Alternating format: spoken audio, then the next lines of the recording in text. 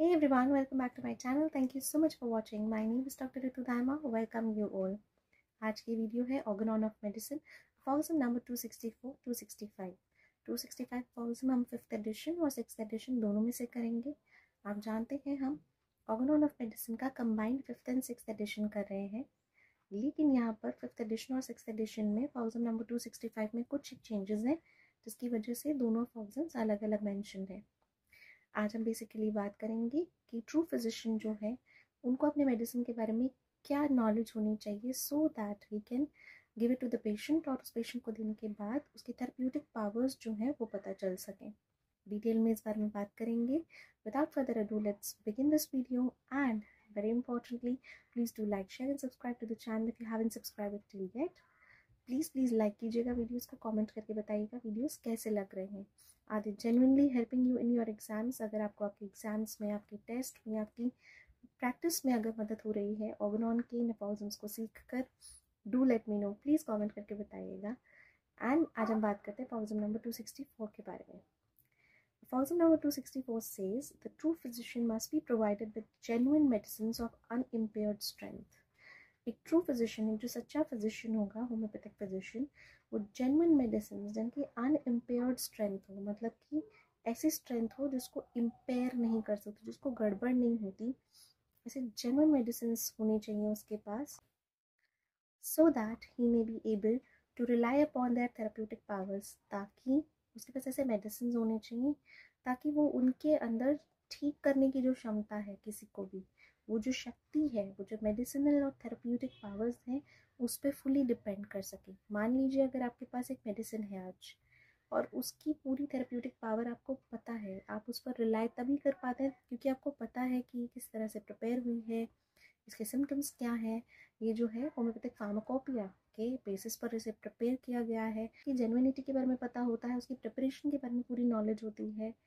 इसी वजह से हम उस पर ब्लाइंड फेथ कर पाते हैं, पूरा ट्रस्ट कर पाते हैं और फुली रिलाई करते हैं, डिपेंड करते हैं इस बात पर कि हाँ, इसकी थेरेप्यूटिक पावर ऐसे हैं तो ये जेन्युइन मेडिसिन है.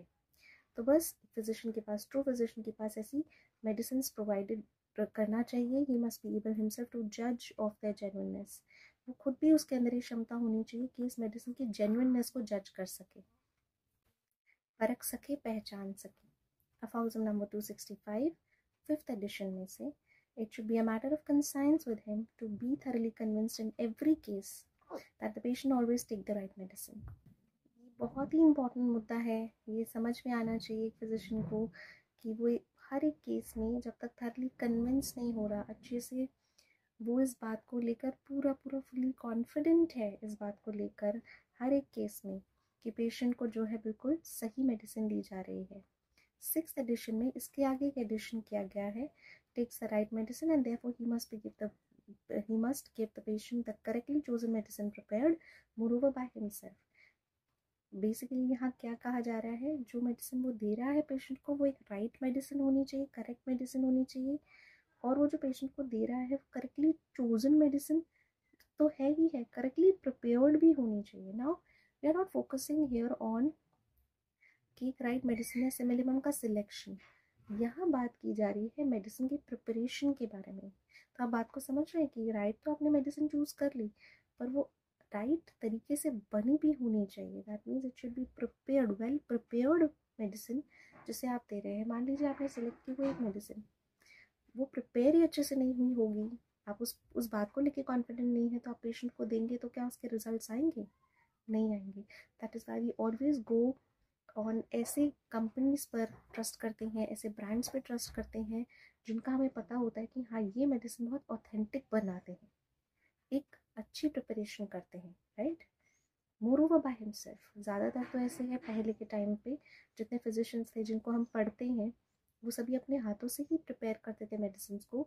अभी तो इतने नंबर ऑफ मेडिसिन हैं, we don't have that time also. तो हमारे पास, बिकॉज हर एक स्फीयर को चलाना ज़रूरी है, हर एक स्फीयर का बिजनेस चलाना ज़रूरी है. तो जो फार्मेसी कंपनी है, फार्मास्यूटिकल कंपनीज है, उनका बेसिकली काम चलना ज़रूरी है. तो वो हमारे लिए प्रिपेयर कर रहे हैं. एंड वी नो, जब हम जाकर देखते हैं, उनका काम देखते हैं, वो किस तरह से बना रहे हैं, प्रिपरेशन देखते हैं, तब हम उस पर ट्रस्ट करते हैं और तब हम पेशेंट को एक राइट मेडिसिन देते हैं.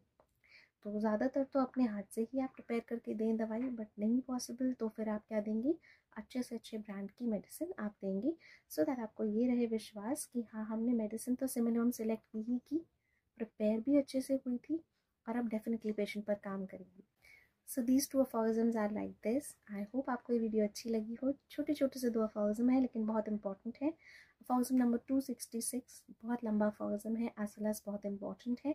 नेक्स्ट वीडियो ज़रूर देखिएगा अगर आपको जानना है कि वेजिटेबल किंगडम और एनिमल किंगडम में मेडिसिन जो हैं वो किस तरह से प्रिपेयर होती हैं और वो अपनी रॉ स्टेट में ज़्यादा अच्छी होती हैं या फिर डायनामाइज करने के बाद। तो ये अगर आपको जानना है तो नेक्स्ट वीडियो के लिए आपको ज़रूर वेट करना पड़ेगा। I will be back soon. Please do like, share and subscribe. Thank you so much. Love you all.